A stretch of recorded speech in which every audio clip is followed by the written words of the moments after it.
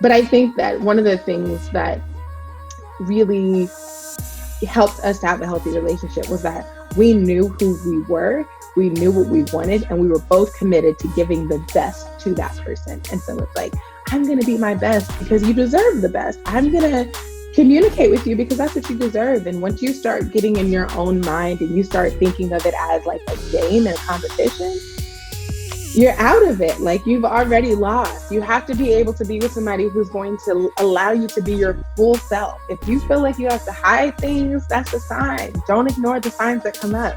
And if you feel like they're going to be great one day, stop getting with potential. Stop getting with potential. Stop getting with projects. You know, we got to start. Not one day, Whitney. It's real though. Don't okay, so let's just hear conversation between me and my sis right now. We just having a conversation. Right. Have you not heard like one day he's gonna be great? Like, I just know, like, if he does this, then he's gonna be great. And if he does that, then it's gonna work out. Or if she, can just apply herself in this way. Like, I think that we have to accept people for who they are. Like, if you were to never develop into your full potential, would I still be happy? Would I still love you? Would I still feel fulfilled? Because you may not. Potential may go nowhere.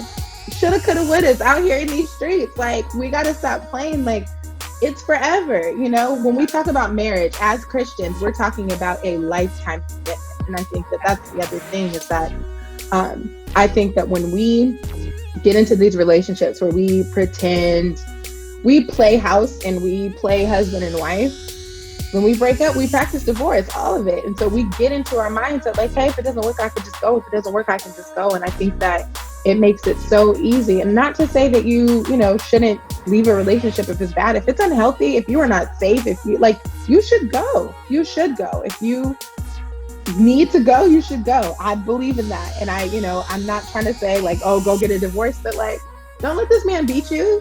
Go. Get out. Like, that's terrible. If he's not able to be faithful to you, go. Like, that's unhealthy. You should not have to live the rest of your life like that. And I don't think that that's what God wants for you either. So if you are in if you're in a ministry or a church where they're telling you, just, pray about it and just say like, but therapy and Jesus, they go together. Jesus said that he was going to be the counselor. He believes in counselors. He believes in having some counseling. It's true. Y'all, she is also a comedian too. So book her shows, yo. Book her shows.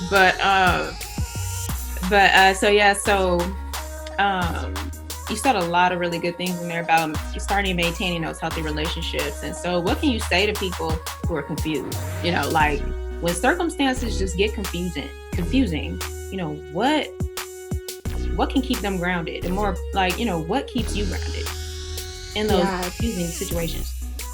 Yeah, I mean, I think that, so I think you have to also identify where you are. So I think that the advice that I would give to somebody who's just like dating, like you just kind of started out dating, versus somebody who is like engaged and thinking about marriage, or somebody who's already married, like those are three different sets of advice, when you're talking about like, this is kind of confusing, I'm not really sure. I think that if you're just dating, just starting to get to know each other, recognize those things and see like, hey, like how do you handle tough conversations, not just for yourself, but for them as well? Like, how do you handle us having a rough interaction or uncomfortable conversation? Are we able to work through that?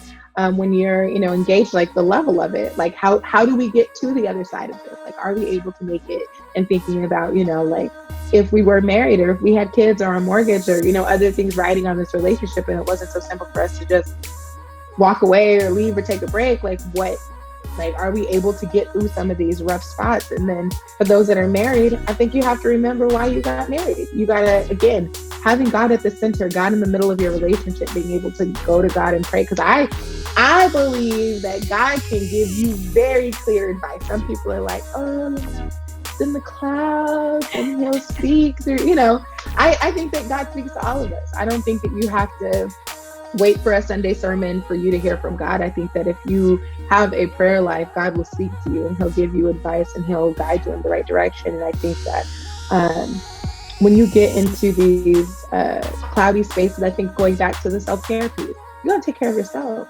If you're not taking care of, you don't take care of yourself, you are no good to be able to help and take care of anybody else, including your relationship. And so in the same way that I think a lot of us grew up watching our moms work themselves so hard trying to take care of us, and then when we became, adults and mothers ourselves, that's the example that we set, and our moms are like, baby, you gotta take care of yourself, you gotta take care of yourself. And I remember a conversation I had with my mom where I was like, hey, like, I didn't watch you take care of yourself. And she's like, yeah, and I wish I did. And she's like, I don't want you to do what I did. And my mom will call me and be like, what'd you have for dinner today? What did you make for dinner? All this stuff. And I know that, part of it is just us having girl talk, but a lot of it also is like, hey, I need to make sure, are you taking care of yourself? Like if so my husband's a firefighter, and so he's not, sometimes he goes to work and he's gone for, a couple of nights. And so she'll call those nights especially to be like, if it's just you still going to eat, anything that's out there. Like, I'm known to just have popcorn for dinner. That's a whole different issue. But you know what I mean? I think it's really just about take care of yourself so that you can be able to be good for your relationship. You can take care of other people. When you're stressed out, when you're anxious, you're not thinking clearly, your temper is short, all of those things, you're no good for a relationship. You're no good for your partner. You're no good for your spouse. You're no good for any of that if you are not taking care of yourself. And that, that's just what it is. And so we have to pause and realize, like, hey, tell your partner, I need a moment. I need to, get it together. I'm not feeling well. And I think you have to also be with somebody who's willing to recognize those signs and take care of you too, to be able to say, like, babe, you need a break. You can't go do everything for everybody. You got to pause tonight. You need to chill out. And once you find somebody who's as concerned about your mental health and your wellness as you are about yourself and them as well, that's the one. If he don't care, if he's like, no, you need to still come, leave that man. Leave that man alone. That girl, whoever, leave him alone. That's absolutely right. So Whitney, thank you so much just for sharing that, it's so important to have that self-love, like what you talked about, and to empower yourself by really, making a decision and going to the right resources who have the wisdom and the knowledge to be able to guide you in that path. And I think a lot of times younger people, and even as, even older people who might not identify as a millennial, the question is always, what do I do when times get confusing? And what you said about self-love and, and everything as it pertains to those relationships and handling those relationships and handling yourself and making that decision to just do it. Take a break, take a break. I mean, we're both African American women, and our moms are strong. Mom was just calling me, as you were talking about your mom, and so it's just crazy how God works, and it's always a reminder, like, take care of yourself.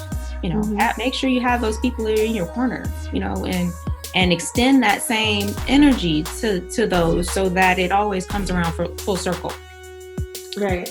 And so Whitney, thank you so much for joining us and giving all that Whitney wisdom, and Whitney tidbits. And so I have one more question for you. Where can we follow you?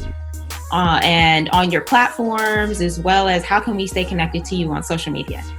Yes. So I am working through getting together on Twitter. So you can't follow me there, not yet. I ain't together yet.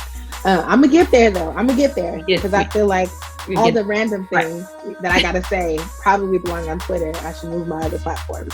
But you can follow me on Instagram. That's where you can catch my all the information about Black Girl Social Club, as well as the Why Are You Like This live cast that I do with my friend Bernicia.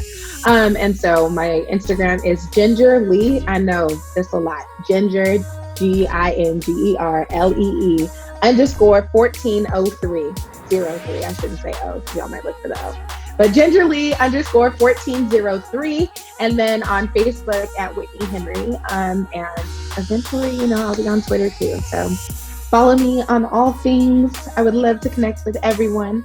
Congratulations to you on everything that you're doing with SELFi. I am so excited for, SELFi, the platform, as well as Millennial Matters. I know that you got amazing things and all of the things you have in the works. I'm so excited to support you. So thank you for having me. Thank you so much, Whitney. And so there's Whitney. Here's SELFi. Thank you so much for tuning in. Kuwawezesha, which is Swahili for empower. And until next time.